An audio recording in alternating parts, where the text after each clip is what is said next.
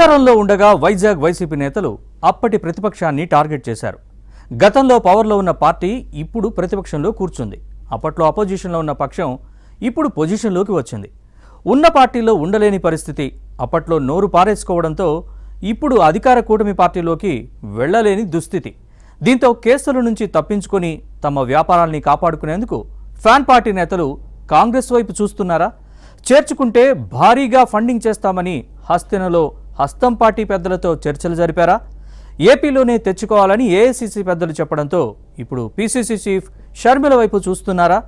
రాజకీయ రక్షణ కోసం అభయహస్తాన్ని కోరుతున్న వైసీపీ నేతలు ఎవరు? Let us watch this inside story. YCP అధినేత జగన్ తీరు పట్ల అసంతృప్తితో ఉన్న వైజాగ్ నేతలు పార్టీ మారే ప్లాన్ లో ఉన్నారు. అధికారంలో ఉన్నప్పుడు అప్పటి ప్రతిపక్ష నేతలు చంద్రబాబు, లోకేష్, పవన్ కళ్యాణ్ ను టార్గెట్ చేయడంతో ఇప్పుడు పవర్ లో ఉన్న కూటమిలో చేరే పరిస్థితి లేదు. దీంతో ప్రత్యామ్నాయంగా కాంగ్రెస్ వైపు చూస్తున్నారట.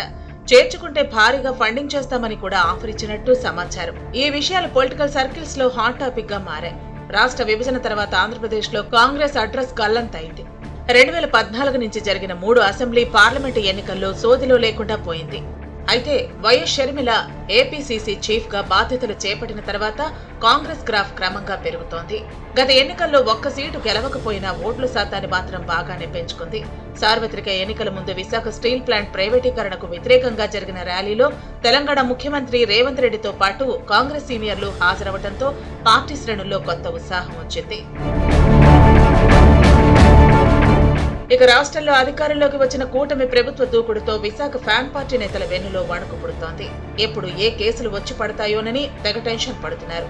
వైజాగ్ వైసీపీ నేతలకు వివిధ రకాల వ్యాపారాలు ఉన్నాయి. రియల్ ఎస్టేట్, విద్యా సంస్థలు, డిఫెన్స్ అకాడమీ, కోచింగ్ సెంటర్లు, షిప్పింగ్, సినిమా, డైరీ బిజినెస్ తో పాటు కాంట్రాక్టులు చేస్తున్నారు. ఫ్యాన్ పార్టీ పవర్ లో ఉన్నప్పుడు తమ వ్యాపార సామ్రాజ్యాలను విస్తరించుకున్నారు. నిబంధనలకు విరుద్ధంగా బిజినెస్ చేసినా అధికారులు కన్నెత్తి చూడలేదు. పైగా లోపాయికారిగా సహకరించారు. ఫ్యాన్ పార్టీ పాలనలో భారీగా లబ్ధి పొందిన నేతలు తాడేపల్లి అధినేత చెప్పినట్లు నడుచుకునేవారు. హైకమాండ్ ఆదేశాల ప్రకారం అప్పటి ప్రతిపక్షాలపై తీవ్ర స్థాయిలో విమర్శలు చేసేవారు. జగన్ 30 ఏళ్లు అధికారంలో ఉంటారన్న భ్రమలో ఇష్టానుసారంగా నోరు పారేసుకున్నారు. అయితే కూటమి ప్రభుత్వం వచ్చిన తర్వాత వారి మబ్బులు తొలగిపోతున్నాయి. తత్వం బోధపడుతోంది. అప్పుడు చేసిన పాపాలు ఇప్పుడు కర్మలా వెంటాడుతాయేమోనని తెగ టెన్షన్ పడుతున్నారు. తమ వ్యాపార సంస్థలపై ఎప్పుడు ఏ దర్యాప్తు సంస్థలు వచ్చి దాడి చేస్తాయో, ఏ టైంలో అరెస్టులు చేస్తారో అని నిద్రలేని రాత్రులు గడుపుతున్నారు. వైసీపీ అధికారంలో ఉన్నప్పుడు తాడేపల్లి ప్యాలెస్ నుంచి వచ్చిన స్క్రిప్ట్ ప్రకారం ముందు వెనక చూడకుండా చంద్రబాబు, పవన్ కళ్యాణ్ ను ఇష్టానుసారంగా తిట్టిపోశారు. చిన్న పెద్ద తేడా చూడకుండా, అబద్ధమో నిజమో తెలుసుకోకుండా నోరు పారేసుకున్నారు.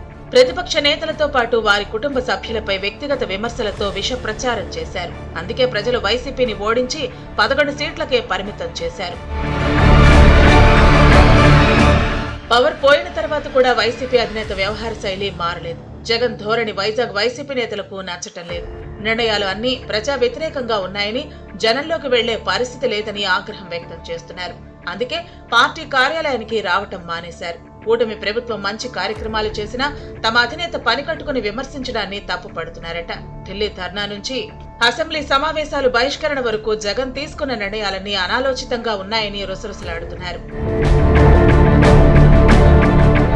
మరోవైపు భవిష్యత్తులో పార్టీ బతికి బట్టకట్టడం కష్టమని గ్రహించారని కొందరు నేతలు ఇప్పటి నుంచే తమ పొలిటికల్ ఫ్యూచర్ కోసం స్కెచ్ వేసుకుంటున్నారు.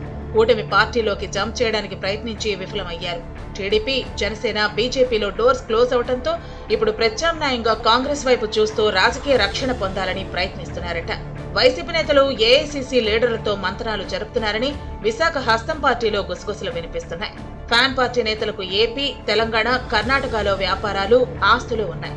హస్తం పార్టీలో జాయిన్ అయితే తమకు తెలంగాణ, కర్ణాటకతో పాటు కాంగ్రెస్ పాలిత రాష్ట్రాల్లో రక్షణ ఉంటుందని, పెద్దగా కేసుల బెడద కూడా ఉండదని భావిస్తున్నారట. కాంగ్రెస్ లో ఉంటే కూటమి ప్రభుత్వం తమపై పెద్దగా ఫోకస్ చేయదని లెక్కలు వేస్తున్నారు. కష్టాల్లో ఉన్న తమను కాపాడితే కాంగ్రెస్ కు భారీ స్థాయిలో ఫండ్ ఇవ్వటానికి రెడీ అయ్యారని వినిపిస్తోంది.